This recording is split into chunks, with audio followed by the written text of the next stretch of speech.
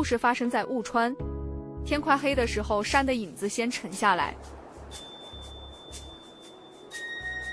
海还没完全看不见，水面上留着一点灰蓝色的光，像谁把一层旧银箔慢慢揉皱，又铺回了岸边。这个镇子总是比别处更早进入夜里，风一吹，潮气先到，再过一会儿，雾就跟着到了。雾川这个名字，外地人听了多半会觉得像个传说里的地名，可对住在这里的人来说，它很普通，普通的像门口那盏常年忽明忽暗的灯，像潮湿墙面上的盐霜，像天一晚家家户户下意识把门栓又推紧一点的动作。这里的人不爱把话说透，很多事他们宁愿留在雾里，它不是地图上最显眼的地方。你把手指放上去，也许还要仔细找一会儿。省城通往沿海的公路，到了这里像是忽然犹豫了一下，绕过山，贴着河谷，又缩进一片发白的边缘。地图上的字很小，小得像是随时会被擦掉，就连来过的人离开久了再回想，也常常只记得一个模糊的轮廓。有人说，雾川像一块被忘在角落里的旧底片，轮廓都在，可总隔着一层洗不干净的灰。白天镇子安静得像还没醒，到了夜里反而像真正露出面目，灯一点点亮起来，巷子一点点深下去，人的脚步声也一点点清楚。只是一座夹在山与海之间的小镇，山不高却逼得很近。站在镇口抬头看，黝黑的山体像一堵沉默的墙，树木层层压下来，风从缝里钻过，带着湿冷。另一边就是海，海也不宽容。天色不好时，岸边的礁石一块接一块引在浪后，浪打上去，声音空空地散开，像有人在远处反复叹气。镇上的房子便缩在这中间，屋顶挨着屋顶，墙贴着墙，就木窗、铁门、斑驳的门牌号，还有顺着台阶一路爬上去的青苔。住在这里的人似乎都早已习惯这种被夹住的日子。往山那边走，路会越来越陡；往海那边走，空气会越来越咸。没有哪一边真正让人轻松。镇上的雾常年不散，一年四季都是这样。春天有春天的薄，夏天有夏天的黏，秋天带一点凉，到了冬天就像湿毛巾一样，一层一层盖在人脸上。清晨看不清河面，黄昏看不清对岸，夜里连熟悉的人影走近了，也要等他开口才知道是谁。路灯在雾里总显得很小，光晕被一点点吃掉，只剩下一圈发虚的黄。窗玻璃上常年结着一层水汽，手指划过去能留下短短一瞬的轻痕，过不多久又会重新模糊。镇上的老人会在这种时候低声说一句：雾又重了。人们说那雾不是从天上落下来的。他们说这话的时候声音通常不高，像在讲一个流传太久的旧说法，既不需要证明也不需要反驳。有人站在屋檐下看一眼铅灰色的天，再看一眼空空的巷子，会摇头，不是从上头来的。他们说不是雨也不是云。孩子小时候问过大人雾到底从哪儿来，大人往往不急着回答，只把窗关上，把衣服往里收一点，再朝远处海的方向抬下巴，那动作很轻，像怕惊动什么，而是从海里爬上来的。海在夜里最像火雾，浪声一阵一阵，不急却不停。雾就浮在浪后，起初只是贴着水面的一层白，慢慢的便顺着礁石爬上岸，越过潮湿的木桩，越过渔网和废旧的铁桶，再一点点往镇子里去。那不是飘，更像是无声的逼近。住得久的人都见过，先是岸边看不清了，再是码头，再是第一排房子的窗。等你觉得屋里也开始发潮的时候，它已经进来了，像一种没法拒绝的旧习惯，也像一种总会按时归来的东西。它沿着河谷，就码头。夜里的河谷总比白天深，水声藏在石头缝里，听得见却看不分明。就码头的木板受潮太久，踩上去会发出很轻的闷响。缆绳粗糙，桩子发黑，小船系在那里，随着水波微微碰撞，一下又一下，像在梦里轻轻磕着谁的门。雾就沿着这些地方过来，他知道最旧的路，知道哪里地势低，哪里风最少，哪里一到晚上就没人说话。远处偶尔会有一声低低的汽笛从水那头传来，拖得很长，长得让整片空气都跟着震一下，然后又重新安静下去。老邮局的墙角一点一点。老邮局在镇子中央偏北一点的位置，是一栋就得几乎有些固执的房子，外墙的绿漆已经暗了，砖缝里长着细细的苔，门边那块牌子也被海风磨得发白。白天它看上去像是睡着了，到了晚上，门后偶尔透出一点灯光，像心口还剩的一丝热气。墙角总是最先湿，水汽沿着砖面往上爬，留下深一块浅一块的痕迹。门边的台阶常年像刚被人用冷水冲过。信贷从这里进出，旧报纸从这里成捆搬走，迟到的包裹、地址模糊的明信片，还有没人来取的汇款单，也都在这里待过。像一个镇子没说出口的事，最后都要先在这栋房子里停一停，爬进每一条巷子，贴住每一扇窗。巷子窄的地方，2个人擦肩都要侧一下身。石板路被踩了很多年，边角早磨圆了，雾一进来，巷子就更窄，连声音都会被挤住。狗不怎么叫，人说话也轻，偶尔有谁在里面咳一声，那声音传出来像隔着2层棉布。窗里头有暖黄的灯，有吃到一半的晚饭，有挂在椅背上的外套，有收音机里断断续续的旧歌，有孩子趴在桌边写字，写一会儿抬头看一眼外面，什么也看不见，母亲就会说别看了，把窗关严。那孩子哦一声，手掌按在玻璃上，只摸到一片冰凉的潮意，也贴住每一个人的记忆。误穿的人都知道，有些事放久了不会消失，只会变得更湿更重，像收在箱底的一封旧信，纸张发软，字迹微微晕开，可一打开还是认得出是谁写的。这里的人记性不算差，只是他们的记忆总像隔着雾，先看见轮廓，再慢慢分辨里面的人和事。有人记得某年台风后的长夜，有人记得就码头最后一次满是渔船的时候，也有人记得谁在哪一年忽然就不见了。这样的记忆不会天天被提起，可他们一直在，就像窗外那层白，你以为它散了，其实只是退远了一点，然后夜更深一些。老邮局里有人准备出门了，林业32岁，误穿唯一的。他个子不算高，肩膀却因为常年背着邮差袋，显得比同龄人更沉一些。暗绿色的制服洗得很旧了，袖口边缘起了毛，胸前的名牌被手指摸得发亮，灯光落在他脸上，看得出疲惫，也看得出一种很难解释的安静。他不像那种会主动和人寒暄的人，更像是一个习惯在别人都不说话的时候继续把事情做完的人。老邮局里只剩他一个的时候，屋子会很静，挂钟走针的声音，纸页摩擦的声音，胶带扯开时那一下短促的脆响，都格外清楚。连夜把桌上最后几件要送的东西重新理了一遍，地址朝上，重量分开，趴在路上压轴。他做这些动作时很稳，像已经重复过成千上万次。柜台后的老灯管偶尔闪一下，连夜抬头看了一眼，没说话。他只是伸手把信袋口重新系紧，又把手电放进外侧口袋。桌边的茶早凉了，他端起来喝了一口，眉头轻轻皱了皱，还是咽了下去。夜班邮差，他每晚10点出门。10点整，挂钟的针重和片刻又分开。林业提起信袋，走到那扇厚重的木门前，门轴有些涩，他一推，门便慢慢向外开去。夜里的冷气立刻扑了进来，夹着雾，夹着海腥味，也夹着整座镇子刚刚沉入深处时才有的空。他站在门口，短暂地停了一下，像是在听今晚的风往哪边去，听远处海的动静，听街上有没有还没归家的脚步声。片刻后，他把领口往上提了提，低声说了一句：“走了。”那声音很轻，像是说给门后的旧房子听，也像是说给他自己听。门在他身后合上，木头与门框碰在一起，发出沉沉的一声。整条街巷因此更静了一点。把白天没能送出去的信件，信袋很沉，里面不只有信，最上面压着几封挂号信，纸面挺刮，邮戳清楚。下面是2本用牛皮纸包好的册子，一只扎紧的小纸包，还有一封因为受了潮，边角略微卷起的明信片。林业走之前总会一件一件确认地址、门牌、收件人，哪一家门口的狗爱扑，哪一家灯总亮得晚，哪一家明明有人在却常常故意不开门，他都记得。他把一封信抽出来看了看，又塞回去。信封上没有寄件人的表情，只有笔记。可林业有时会盯着那些笔记多看2秒，像想从字里猜出寄信的人当时的心情，着急、犹豫，还是想了很久才终于写下那一行地址。对别人来说，邮差送的是东西；对林业来说，更多时候送的是迟来的消息，被压在白天后面，等夜深了才终于轮到他们抵达。包裹和小东西一家一家补送回去。石板路被雾打湿了，修底踩上去，声音缓慢而清楚，哒哒哒。林业走得不快，他从来不赶夜路，好像每一步都得踩稳，才能让袋子里的东西安安稳稳抵达该去的地方。街边的小吃摊早收了，木板门一扇扇关着，缝里露出来的光细得像线。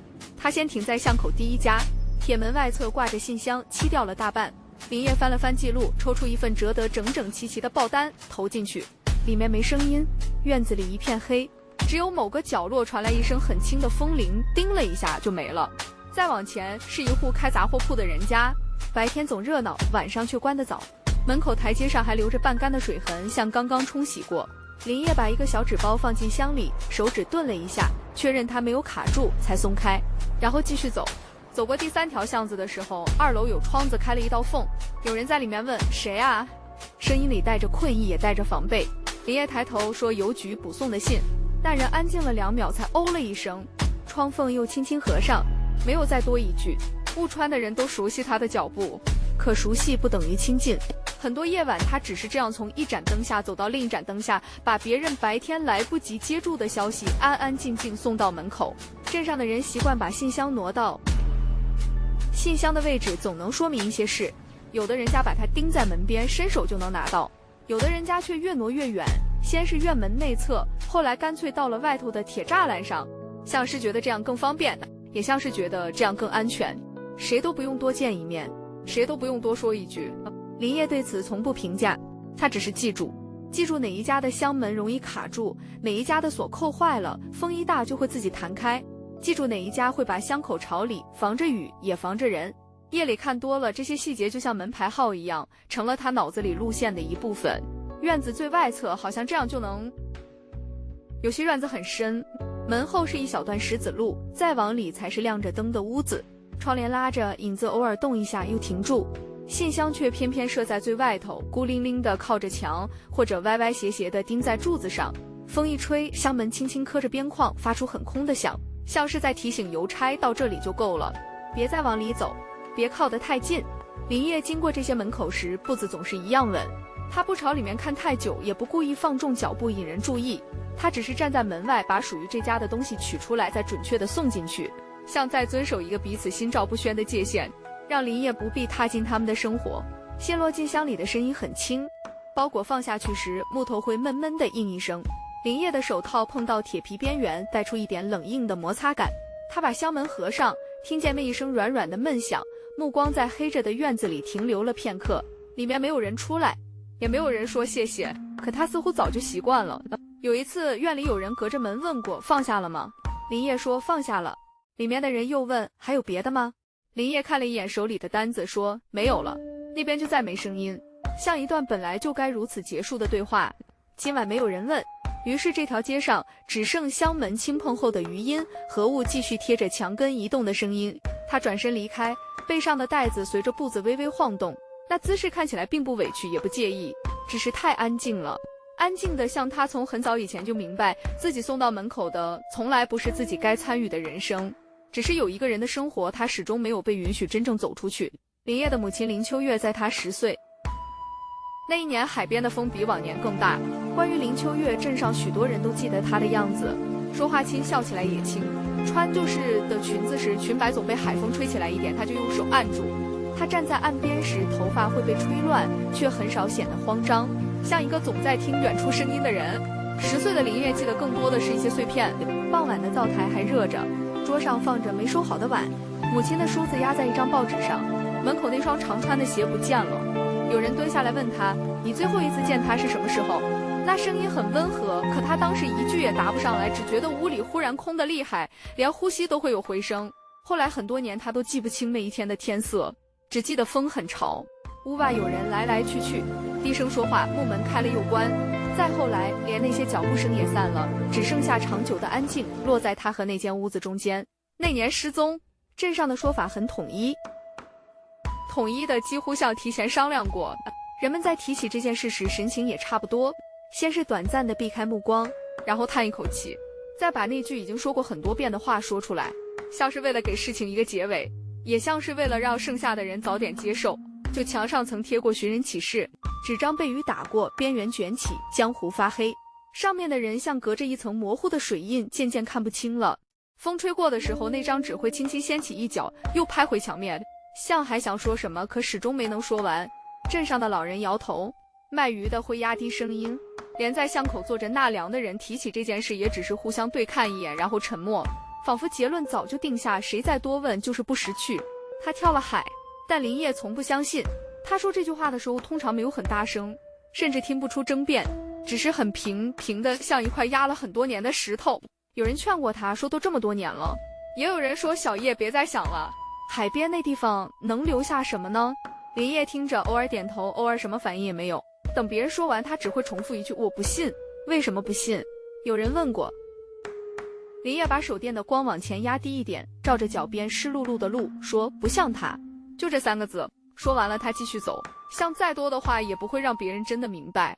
母亲在他记忆里不是会那样离开的人，他不会一句话不留，不会把梳子、碗筷还没做完的日子全都扔在原地，不会让一个10岁的孩子对着一屋子的空，自己学着把沉默听懂。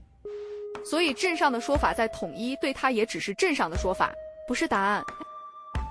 从那一年起，他坚持走完。先是放学后一个人绕远路回家，后来是少年时候在别人睡下以后独自去那些白天不敢去的坡道和岔口，再后来他成了邮差，夜班落到他身上仿佛也是顺理成章的事。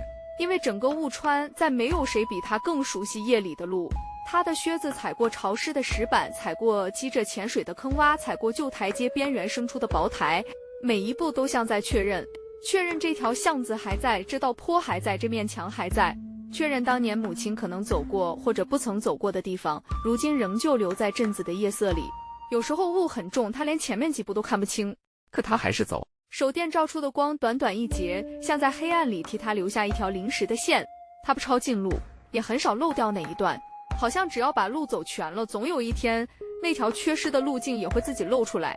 整个镇的每一条夜路，他说，这不是夸口，镇上的人都知道哪些坡道夜里陡，哪些巷口风大，哪些地方一到朝天就滑得厉害，林业都清楚。有人偶尔在夜里碰见他，会隔着雾看见那一点手电光慢慢靠近，再听见他不急不慢的脚步。像这阵子的夜本身也有了固定的巡视者。有一回，巷口卖杂货的女人替人捎话，半开玩笑地问他：“你天天这么走不累吗？”林业停了一下，说：“习惯了。”女人又说：“白天都够看了，夜里还看什么？”林业看着前面的雾，沉默了一会儿，才开口：“抖。”女人没听明白，啊了一声。林业却没有再解释，只把信递过去，说：“给你家的。”女人接过信，望着他转身走进白雾里的背影，许久都没再出声。他不是在送信，他是在等。等什么？他自己知道。也许别人也隐约猜到一点，却没人点破。夜深时，老邮局的灯下，林业偶尔会把空白的信封拿在手里看。那信封干净平整，没有地址，没有邮戳，也没有落款，像一件还没发生的事，又像一扇一直没被敲响的门。他用手指碾过信封边缘，听纸张在指腹间发出很轻的沙沙声。有时候他会把它放回袋子最里层，像藏住一个念头，也像给自己留一个位置，万一哪一天真有一封信来了呢？寄信的人也许已经走了很久，也许就在雾的另一头。如果真有那么一封信，他想，上面会写什么？会不会只有一句：“小叶，我没有走？”会不会是另一个更迟的解释？对不起，让你等了这么久。又或者什么都不用解释，只要信封上写着他的名字，只要笔记一落下来，他就能认出来，像认出一段始终没有真正断掉的呼吸。一封寄给自己的信。夜空被雾盖住了，看不见星，也看不见月。林业站在坡道尽头，手里握着那只空白的信封，抬头往上看，其实上面什么也没有，可他看了很久。风从海那边过来，吹动他额前一点碎发，也吹动远处某扇松动的窗。镇子已经完全睡下了，只剩零星几盏灯还在屋后面亮着，像隔得很远，又像一直都没有离开。林业站在那里，没有立刻走，也没有把信封收回去，他只是让那一点微凉的只留在掌心里，仿佛那样就能证明等待本身也是一种真实。有人把日子过成答案，也有人把日子过成追问。林业属于后者。他每晚10点出门，穿过河谷、旧码头、老邮局外的街，穿过一条条巷子，一扇扇窗，一只只被挪到最外侧的信箱。他把别人的消息送到地方，也把自己的希望继续留在路上。雾川的雾还在爬，沿着墙角，沿着石阶，沿着那些无人开口的，就是慢慢往前。他贴住这座镇子的屋檐，也贴住一个男人没有放下的心事。很多人早已接受的答案，在他这里仍然只是一个被反复路过的句子。而故事也正是从这封尚未抵达的信开始。